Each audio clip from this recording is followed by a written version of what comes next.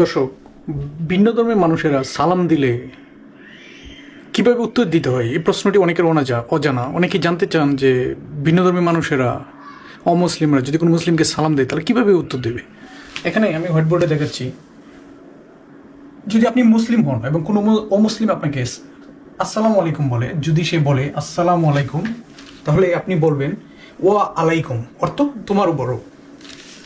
2, যদি সে সাধারণভাবে শুভেচ্ছা জানায়, যেমন হ্যালো, গুড মর্নিং, তখন আপনি সাধারণ ভদ্র ভাষায় বলবেন হ্যালো, গুড মর্নিং, ভালো থাকবেন, সেম রিপ্লাই। 3, যদি সে ভুলভাবে বা ব্যঙ্গ করে সালাম দেয়, তখনও আপনি বলবেন ও আলাইকুম, এর বেশি নয়।